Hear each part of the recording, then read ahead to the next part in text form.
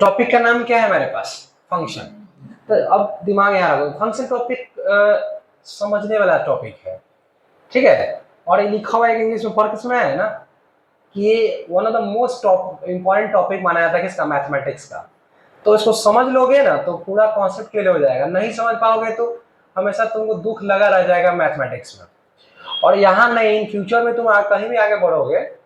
पहले हमको teacher phone किए, बोले कि मेरा भांजा है, वो सब जॉब लगा है, आईआईटी खड़गपुर से था, ठीक है। तो उसको जो पैकेज मिला है ना, 60 लाख का पैकेज मिला है। 60 लाख समझते हो महीने का कितना हो गया? 5 लाख का महीने का मिला है। अब सोचो आईआईटी खड़गपुर से रहोगे, है ना, तो ऐसा ही पैकेज मिलता ही है। आईआईटी खड़गपुर से रहोगे ना तो पैकेज ऐसा ही मिलता है। अगर 2-3 साल काम करेगा, 5 साल काम करेगा तो बढ़ेगा। तो हम कह रहे हैं कि सपना बड़ा देखो, थोड़ा सा देखो। आईआईटी बहुत बड़ा तो अब नहीं है, थोड़ा सा मेहनत करोगे। देखो अब तुम्हारे पास नया नया बुक आ गया, ऑनलाइन रिसोर्सेस है, टीचर अवेलेबल इतना सारा है। मेहनत तुम्हें करना पड़ेगा। एक बार आईआईटी में हो जाएगा ना, अब सागर सोच रहा है कि तंगा पढ़ देंगे तो कहीं आईआईटी मिल जाएगा। इस बात को डर है इसको। कुछ बच्चा सोच रहा है पॉलिटेक्निक का विचार सोच रहा है, ठीक है, अच्छा सोच रहे हो, पॉलिटेक्निक खराब नहीं है, क्योंकि तुम जिस जगह से वो निकले हो तो तुमको इतना ही दिखाया गया कि पॉलिटेक्निक कुछ ऐसा चीज होता है। आगे बढ़ोगे तो और कुछ दिखेगा क्या? तो हम करेंगे तो कोशिश करो कि कुछ अच्छा करें, है ना। अब मैथमेटिक्स ऐसा पेपर होता है मिक्की, जो कि इंसान को जीना सिखा देता है। मतलब तुम कब कौन डिसीजन लोगे यही तो सिखाता है मैथमेटिक्स। हमसे अक्सर बच्चा पूछा सर मैथमेटिक्स क्यों पढ़ता है, और हम जो कैलकुलस पढ़ते हैं कहाँ यूज पढ़ता है। भाई मैथमेटिक्स का मतलब है कि तुम राइट टाइम में राइट डिसीजन ले पाते हो, कौन फॉर्मूला कब लगेगा ये तुम डिसाइड कर पाते हो। इसका मतलब तुमने लाइफ में डिसीजन ले सकते हो आराम से। तुमको कंफ्यूजन नहीं होगा कि पढ़े कि नहीं पढ़े, ये चीज का तैयारी करे कि नहीं करे। तो हमारा माइंड जो है ना हमेशा ये चाहता है कि हम कोई चीज फिक्स कर दे, हम पढ़े तो मेरा निजाम निकल जाना चाहिए। भाई फिक्स कुछ कोई चीज नहीं है ना, कोई फिक्स है ही नहीं। कोई यूपीएससी तैयारी करता है जरूरी कि निकल ही जाएगा, लेकिन तैयारी कर रहा है कि नहीं कर रहा है, एक होप रखा हुआ है। सोचो यूपीएससी में कितना का फॉर्म भरता है भाई, 10 लाख फॉर्म भरता है। एग्जाम कितना देता है पता है?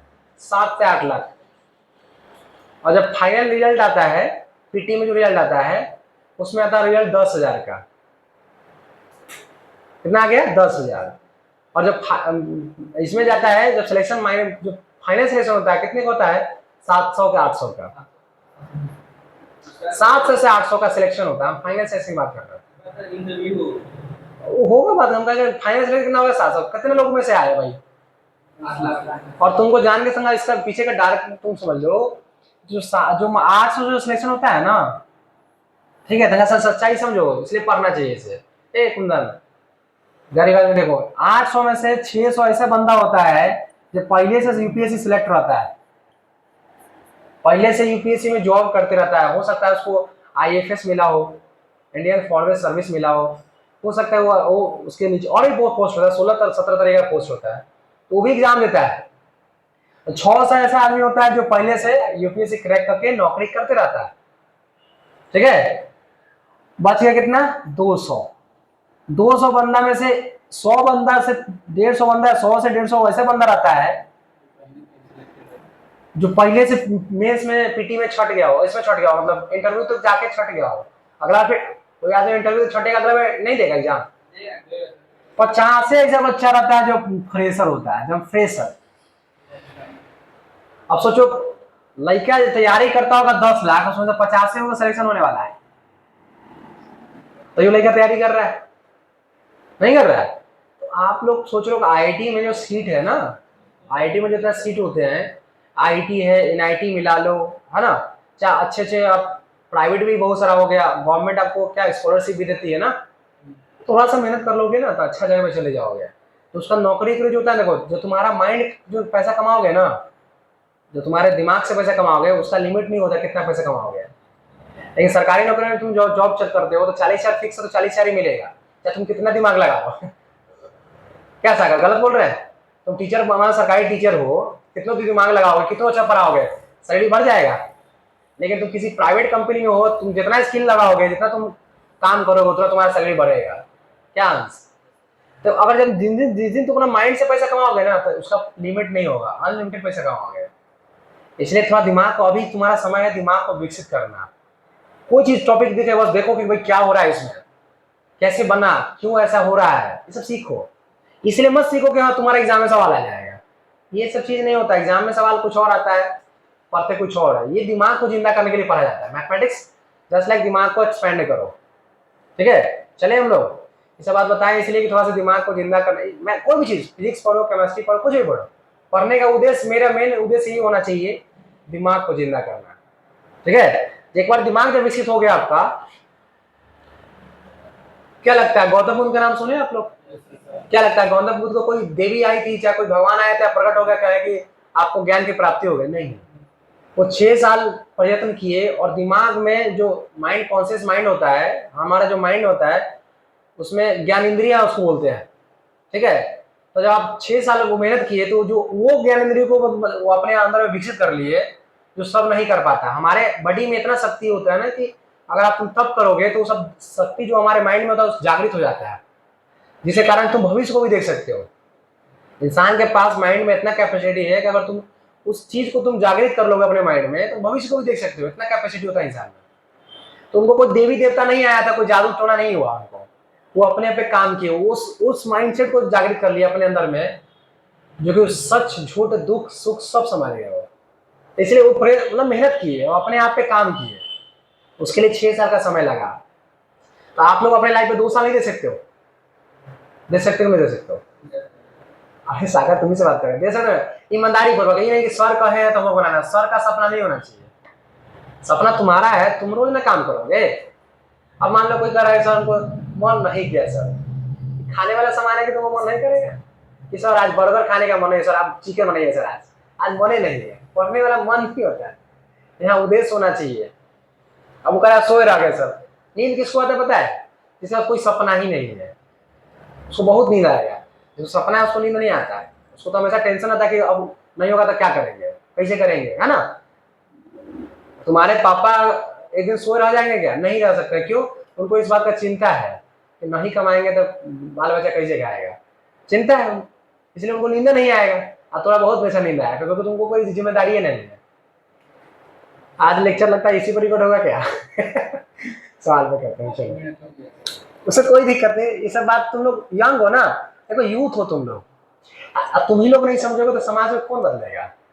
अब बुजुर्ग आदमी समाज को थोड़ी बदलेंगे, आप ही लोग ना बदलोगे। मान लो रोहित पढ़ रहा है बेचारा, नहीं अच्छा कर पाएगा तो इसका समाज के जो लोग है इसे इंस्पायर नहीं होगा, वो डिमोटिवेट हो जाएगा। देखिए रोहित भैया पढ़े थे, रोहित भैया कुछ नहीं होगा तो हमसे भी कुछ नहीं होगा, लोग मान लेता है। लेकिन रोहित भैया अगर मान लो कि पढ़ लिख के IIT में एडमिशन हो गया तो 10 को आस पास लोग से होगा कहा कि भाई ये बंदा IIT निकाल सकता, हम क्यों नहीं निकलेंगे। हमारे गांव में एक आदमी बिहार पुलिस में गया, अब तुम जाओगे ना मेरे मोहल्ला में 100 बिहारी पुलिस में चला गया, एक आदमी पहले बिहार पुलिस में होगा। क्योंकि क्यों ऐसा? क्योंकि एक को देखा कि फलना भैया बिहार पुलिस में चल गए, बस सब तैयारी करने लगा, पूरा मोहल्ले हो गया बिहार पुलिस में, नाम हो गया सैनिक टोला। जाके देखना मेरे गाँव में सब ऐसा, कोई घर नहीं जिसमें पुलिस नहीं है। एक आदमी बना, लालसा होता है। तो इसका मतलब तुम्हारे परिवार का जिम्मेदारी तुम्हारे सर पे तो है ही, साथ का समाज का भी है। इस बात को समझो, ऐसी रोड पे मत घूमो गमछा डाल के, ठीक है। पढ़ाई करो, तुम यहाँ उद्देश्य तुम्हारे मम्मी पापा यहाँ भेजे हैं पढ़ाई करने के लिए, ठीक है। कोई बात घूम लिया करो कभी कभी गमछा डाल के, लेकिन हाँ 100 को सवाल बना के तब गमछा डाल के घूमो। आज 100 सवाल का निपटा दिए तब खेल देखो, 100 सवाल निपटाओ उसका सामने दोस्त के साथ घूमो। तुम 100 सवाल बनाने लगोगे ना तुम्हारा दोस्त कम जाएगा, क्योंकि दोस्त तुम्हारे साथ घूमने नहीं करेगा, कहेगा भाई तू सवाल पूछ दोगे वो भाग जाएगा, गुस्सा जाएगा। इसलिए सब तो अपने अपने टाइप के लोग के साथ घूमता है। लोग बुरा लगा हो दिमाग से डिलीट कर लेना, तुम्हारे बारे में बात की है, चले सवाल पे बात करते हैं। तो आज हम लोग जो पढ़ रहे हैं, इसलिए पढ़ाई करो ना तो उसके लिए पीछे उद्देश्य रखना, ठीक है। तुमको भी कह रहे हैं, सबको कहे हैं, ये नहीं कि केवल किसी को बात बोले, सबको कहे हैं, समझा सागर। तो एक बार सोचो कि अगर IIT में सिलेक्शन हो गया जिंदगी क्या होगा, ठीक है। ऐसे तुम परिवार में झगड़ा चलाओ जमीन उमीन का, एक लाइन में कितना चाहिए, बोलेगा 4 लाख, अरे लीजिए ना 10 लाख देंगे, ऐसा होना चाहिए। फिल्म देखो गोविंदा का फिल्म, स्वर्ग फिल्म देखे हो कि नहीं? पैसा जब कमा के आता था बोलता है कितना, ऐसे लाख बोलता है, 70 ऐसे बोलता है, 10 लाख 20 लाख 50 लाख, ऐसा 70 लाख पैसा रुक जाता है ना। तो पैसा रहेगा ना, बोलेगा कितना लीजिएगा तो 10, 20 30, अगला में चौका क्या भाई, इतना पैसे नहीं रहेगा तो कहाँ तुम बोले हो? अभी तुम्हारा, तुम लोग यूथ हो, तुम लोग चाहोगे ना, तुम्हारे पास जो भगवान जो दिमाग दिए तुम लोगों के पास, चाहोगे तो जब दिमाग से पैसा कमाओगे तो इतना पैसा आएगा, क्या कहें हम, जरूरत नहीं कुछ बोले, चलो। तो फंक्शन जो है ना, देखो मैथमेटिशियन सब फंक्शन के बारे में बात किए, हमको भी बात किए तो हमको नहीं समझ में आया, लेकिन हम तुमको बता रहे हैं, समझ में जरूर आएगा। हमारे टीचर भी पढ़ाया, हमको समझ में आया था, उस समय भूल गए, फिर दोबारा मेहनत किए, फिर आया। फंक्शन के बारे में कहता है कि सर फंक्शन ऐसा ही दिखता है, देखो थोड़ा परचेज करो, पहला बार देखो तो दुख होगा। फंक्शन जो होता है ना, ए सेट और दो सेट के बीच में होता है, सेट ए और बी के बीच में होता है। सेट फंक्शन किस में होता है, ए और बी। थोड़ा सा एग्जांपल के माध्यम से समझोगे तो फंक्शन कब होता है भाई, आपके घर में कोई फंक्शन तब होता है, फंक्शन तब होगा जैसे लड़का पक्ष हो गया और क्या हो गया, लड़की पक्ष। शादी होता है तो क्या होता है, फंक्शन होगा, है ना, शादी होगा तो फंक्शन होगा, तो फंक्शन में बहुत सारा बातें होती है ना। चलो वही उसी बात से, तो आपके पास जो फंक्शन होगा किसके बीच में होगा, ए और बी के बीच में होगा। तो फंक्शन को लिखता है if such that A to B. इतना बात पे नहीं समझ में आएगा, ठीक है, कि क्या है फंक्शन, बोर्ड पे देख रहो, अगर मेरा आई कॉन्टेक्ट तुम्हारा मैच नहीं किया तो गुस्सा आ जाएंगे, इसलिए बोर्ड पे देखते रहो, कितना प्रेम से पढ़ा रहे से देखो ना।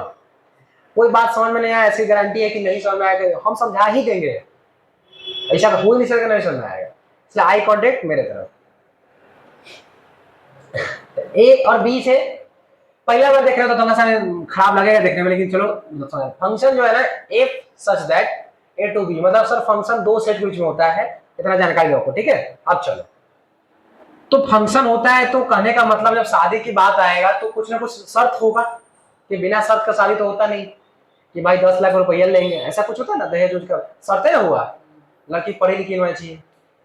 अच्छा, सब शर्त किसका होगा, लड़की वाला का क्या शर्त होता है, लड़का करिया हो कोई दिक्कत नहीं, लड़का कहेगा हाथ नहीं है कोई बात नहीं, सरकारी नौकरी होना चाहिए, गवर्नमेंट नौकरी होना चाहिए। लड़की वाला का की पक्ष है, लड़का कहते हैं गवर्नमेंट नौकरी में सरकारी नौकरी है, बात खत्म, बाल नहीं है कोई बात नहीं। ठीक है। अच्छा, लड़का वाला का क्या पक्ष है, वो लड़का वाला का क्या होता है, लड़की तक सुंदर होना चाहिए, पहला रिक्वायरमेंट। दूसरा रिक्वायरमेंट होना चाहिए कि लड़की है ना पढ़ी लिखी होना चाहिए, क्या क्या सागर। दूसरा होना चाहिए कि लड़की थोड़ा संस्कारी हो, घर गुर का काम उसको आना चाहिए, सब बहुत सारा बातें होता है। फिर लड़का कहेगा कि नहीं हमको 10 लाख रुपए चाहिए, कहेगा ना हम सोना का चैनो लेंगे, एक काम कीजिए ना, वो 4 चक्का भी गिफ्ट कर दीजिएगा, दहेज तो नहीं लेते हैं, गिफ्ट कर दीजिएगा।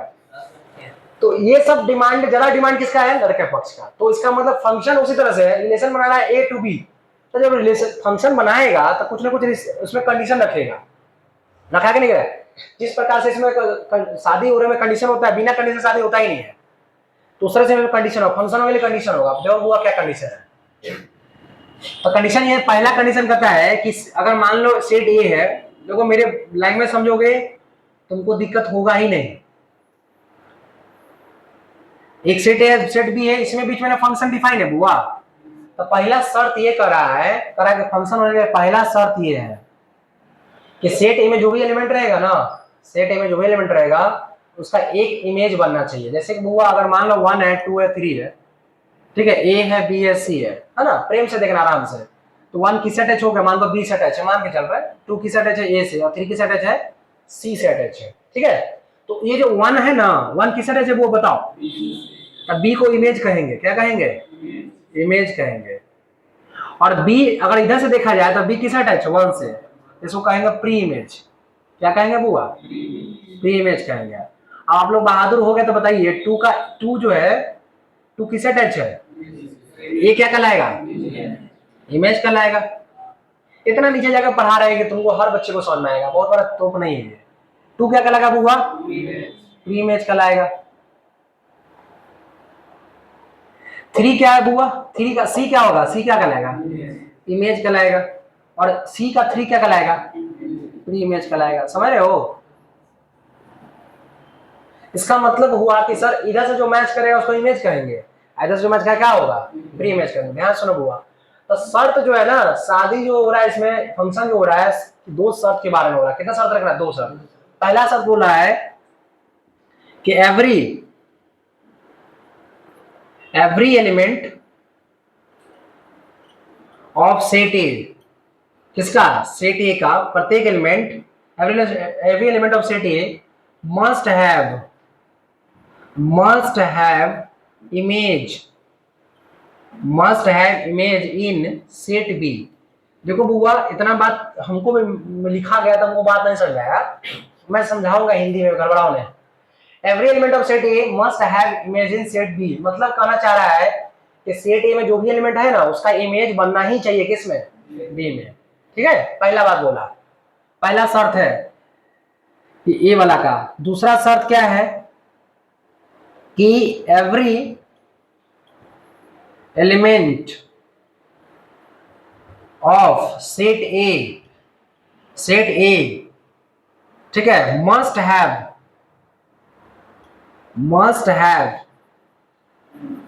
यूनिक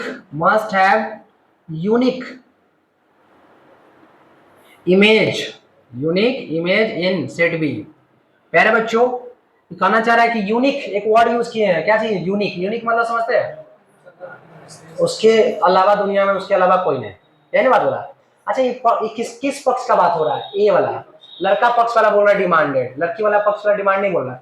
ये डिमांड किसका है, सेट ए का। किसका डिमांड है, ये देखो, ये जो बात हम लिखे हैं इसका बस इतना ही थोड़ा सा मीनिंग बताना चाह रहे हैं। इसका बस इतना ही मीनिंग है कि सर, दो सेट एग्जाम्पल लिखते हैं, एक सेट ले रहे ए, दूसरा सेट ले रहे हैं ए है, बुआ क्या है, बी है। तो अगर इसमें कोई एलिमेंट है 1 2 3 है, 4 है, इसमें ए बी सी है, तो अगर मान लो इससे अटैच हो गया, ठीक है, और ये इससे अटैच है और ये इससे अटैच है, ठीक है, तो पहला नियम क्या करता है, every element of set A must have image in set B. तो 1 का इमेज तो बन रहा है, बन रहा है ना, 2 का इमेज बन रहा है कि नहीं बन रहा है, 3 का इमेज, लेकिन 4 का इमेज बन रहा है, तो पहला नियम तो गलत हो गया, इसका इमेज नहीं ना बना, तो एक फंक्शन नहीं होगा। ठीक है, सबका इमेज बना चाहिए। दूसरा एग्जांपल देखो, एक सेट ए है, ए बी है, मान लो 1 है 2 है, ठीक है बुआ, और यहाँ ए है, बी है और सी है। अब देखो यहाँ पे 1 का इमेज बना, 2 का इमेज बन गया, बना कि नहीं बना, तो ये फंक्शन होगा कि नहीं होगा। तुम्हारे 1 में एक सवाल आएगा, सर इसमें तो खाली रह गया, खाली रह गया ना, तो कहता है कि तुमको बी के बारे में कुछ बोलना है, बोले हैं नहीं, किसके बारे में बोल रहे थे, एक को देखो ना, बी के नहीं देखो, लड़की पक्ष में क्या है नहीं है उससे मतलब नहीं होता है, तो का पैसा रहा ना रहा है उसको तो देना ही पड़ेगा। चलो यहाँ पे सी क्या है, तो यहाँ से मतलब ये फंक्शन है, क्या है बुआ, फंक्शन है। अगला एग्जाम्पल देखो, देखते रहो, नहीं समझ में ऐसा हो नहीं सकता है, पक्का आएगा समझ में। 2 है 3 है बुआ, मान के चलो ए है, ठीक है, अब ये से मैच कर गया, ये से मैच कर गया, अब ये फंक्शन है कि नहीं, देखो 2 किस अटैच हो गया है, 2 का इमेज कौन है, 3 का इमेज कौन हो गया, ए ही हो गया, अब ये फंक्शन है कि नहीं। नियम कहता है कि सब every element of set A image बनना चाहिए, तो सबका इमेज बन ही रहा है, बन रहा है ना। चलो आओ, every element of set A must have unique image, क्या 2 का यूनिक इमेज है, ये 3 का इमेज है यूनिक, बोलो, ये यूनिक इमेज है प्यारे बच्चों, यूनिक इमेज है ये। अब थोड़ा सा माथा ठनका होगा कि सर कैसे हो गया, ऐसा सोचो, अगर ये पिताजी मान के चलो, इनको फादर मान के चलो, ग्रुप को मान के चलो फादर, और ये इनका मान के चलो सन से इसमें, तो पिताजी ये बच्चा के लिए पापा यूनिक है कि नहीं है, देखो भाई, 2 के लिए पापा कौन है, बोलो ना भाई, यूनिक हुआ कि नहीं शिवम, और 3 के लिए पापा कौन है, तो यूनिक के लिए पापा हुए कि 2 पापा हो गए, यूनिक का मतलब एक होना चाहिए, एक है कि नहीं, फंक्शन क्यों नहीं होगा, होगा कि नहीं होगा। देखो यहाँ क्या बोला है, every element of set A must have unique image, भाई 2 के लिए तो यूनिक है, और 3 के लिए भी क्या है, यूनिक ही है, नहीं समझ रहे। अब इसके लिए ना ये यूनिक नहीं हुआ, इसके लिए तो 2 बच्चे हो गए ना, इसके लिए कितने बच्चे हो गए, 2, समझ आया। अगला एग्जाम्पल, कोई बात नहीं, अगर नहीं आया कंफ्यूजन आ रहा है तो बोला तुम सीखने चाह रहे हो, कंफ्यूजन नहीं आ रहा है मतलब नहीं सीख रहे हो, दिमाग को लोड ही नहीं ले रहे हैं। 1 मिनट,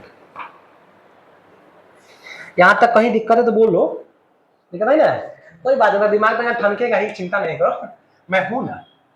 अब वो अगला एग्जाम्पल ये रहा तुम्हारे स्क्रीन पे, 1 है, 2 है, 3 है, ए है, बी है, सी है, ठीक है, और यहाँ 4 भी ले लेते हैं, ये ऐसे अटैच हो गया, अटैच हो गया, अटैच हो गया, ए है, बी है। अब बताओ ये फंक्शन होगा क्या, क्यों नहीं होगा,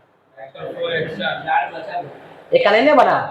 देखो जब भी तुम्हारे दिमाग में रहता है, इसको ऐसा सोच लो, इसको मान लो सन है, इसको मान लो फादर है, भाई ये बच्चा है, उसके पापा कौन है, ए है, सही बात है, ये बच्चा है, उसके पापा कौन है, बी है, इसके बच्चा कौन है, सी, बच्चा है, पापा का पता नहीं है, समाज एक्सेप्ट करेगा, इसका मतलब फंक्शन नहीं होगा। अगला एग्जाम्पल ये रहा तुम्हारे स्क्रीन पर, अगला एग्जाम्पल ए है, बी है, ए है, बी है, मान लो यहाँ पे 1 है, 2 है, 3 है, ए जो है अटैच हो गया 1 से, और ए अटैच हो गया 2 से, और बी अटैच हो गया।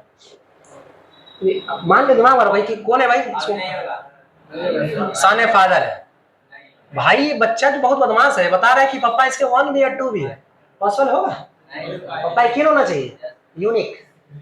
कितना वक्त बता रहा है ये, कितना मामूली दिखा रहा है, 2 पर, 2 पर मामूली दिखाएगा तो क्या होगा, गलत हो जाएगा, फंक्शन होगा, नहीं होगा। अगला एग्जाम्पल ये रहा तुम्हारे स्क्रीन पर, अगला एग्जाम्पल ए और बी है, 1 है, 2 है, मान लो यहाँ पे ए बी सी है, काम कर लेते हैं, यहाँ पे ऐसे ही रखते हैं, ये बी है, ये से अटैच हो गया, ये से अटैच हो गया, ये से अटैच हो गया। अब समझो, थोड़ा सा प्यार बच्चों, अब समझो ये फंक्शन हुआ कि नहीं होगा। देखो ये 1 के लिए पापा तो एक को है, ए ही है, एक पापा के 2 और 2 के लिए भी कितना, एक को है ना, इसके लिए ना 2 बच्चे हैं, देख रहे हो।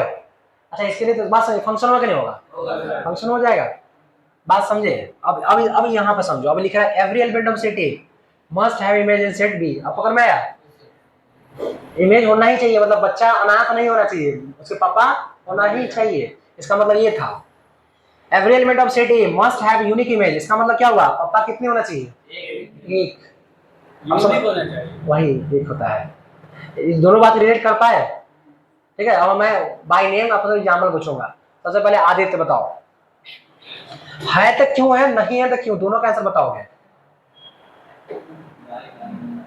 अंकित, जिसका नाम आदित्य वही बोलेगा, बाकी लोग अपना नाम याद रखना, उसका नाम भूल जाते हो।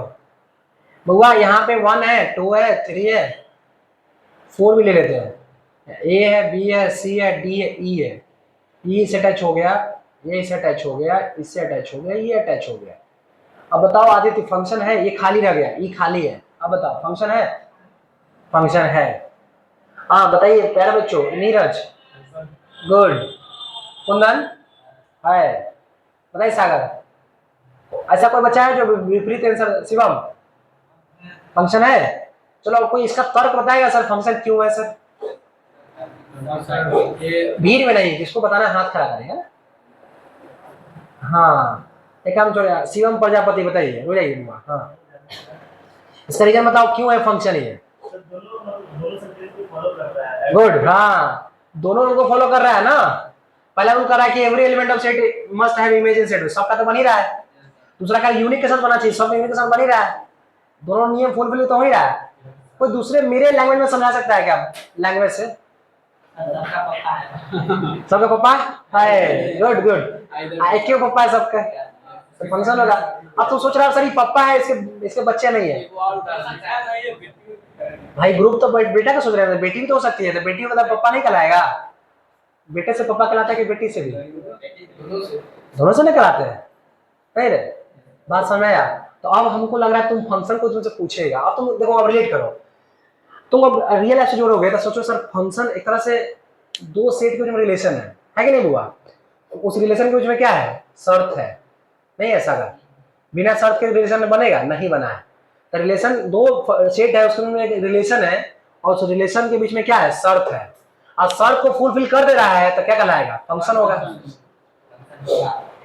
लड़का पक्ष लड़की पक्ष दोनों में रिलेशन बनने के लिए कोई शर्त डाला गया, और जब शर्त फुल हो गया पार्टी होगा, फंक्शन होगा, जश्न होगा, और नहीं हुआ तब तो अब आप लोग प्यारे बच्चों, अब आप लोग समझ गए होंगे कि ये फंक्शन किसे कहते हैं, समझा दोगे सागर किसी को, तो तुमको फंक्शन का 3 तरह से डिफरेंस दिखाया, नहीं सीखा है? आज वाला तुम लोग जो बच्चा बैठे हो क्लास में क्लियर हुआ शिवम? कोई दिक्कत? फंक्शन के बाद कितने कितने नियम होना चाहिए? 2 नियम।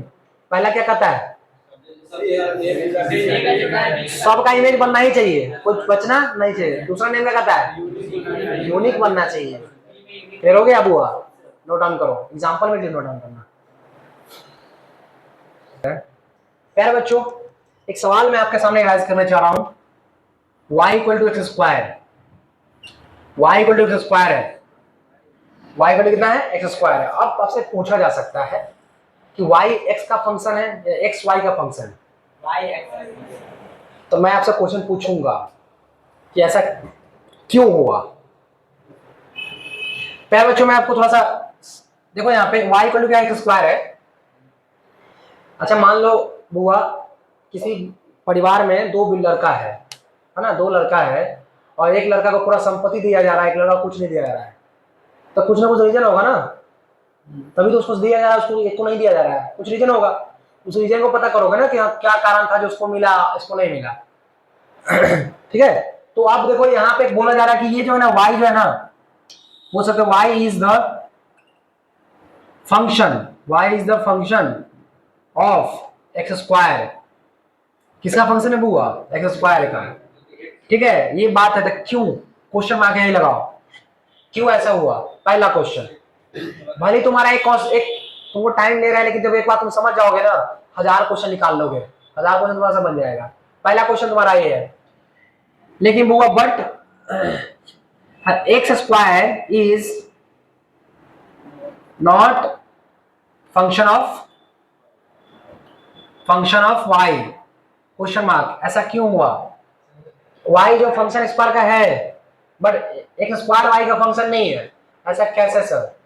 तो प्यारे बच्चों समझो अच्छे तरह से। अगर मान लो आपके पास में एग्जांपल y क्या है मेरे पास? एक्स स्क्वायर है, समझ रहे हो? अब मान लो बुआ x का वैल्यू तुम अगर 1 रख रहे हो तो y कितना आएगा? 1 आएगा। अगर x का तुम -1 रख रहे हो, y कितना आएगा? +1 आएगा। क्या? अगर इसका तुम -2 रख रहे हो, बताओ प्यारे बच्चों, -2, y कितना आएगा? 4। x का तुम +2 रख रहे हो, समझ रहे हो? इसको डायग्राम के अकॉर्डिंग समझोगे प्यारे बच्चों, डायग्राम के अकॉर्डिंग समझोगे, ऐसे सोच रहे होगे, सोचोगे ना ऐसे। इसमें तुम्हारा x होता है, क्या होता है? y होता है, बीच में रिलेशन है। प्यारे बच्चों रिलेशन दिया है कि y बराबर क्या है? एक्स स्क्वायर है। ध्यान सुनो, तुमने रखा कितना? 1। तो 1 किस अटैच हो रहा है?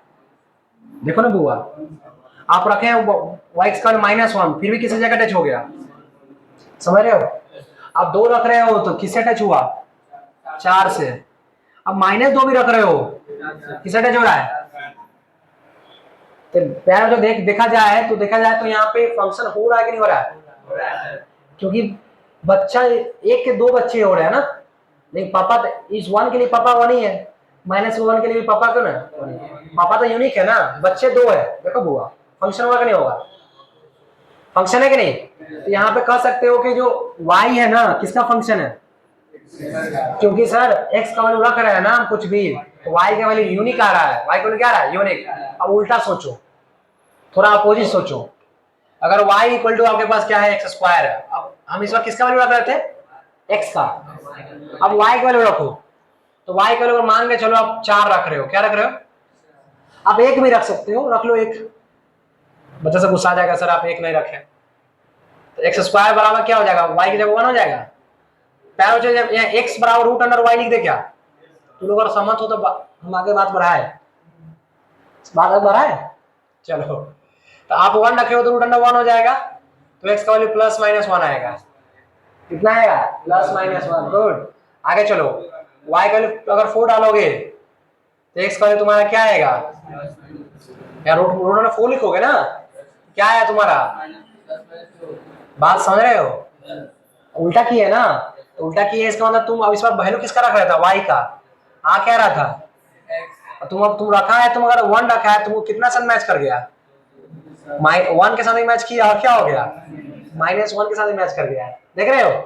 अब तुम रखा है कितना? 4। y का कितना रखा है? 4। तुम्हारा x का क्या है बताओ? +2 भी आ गया और क्या आ गया?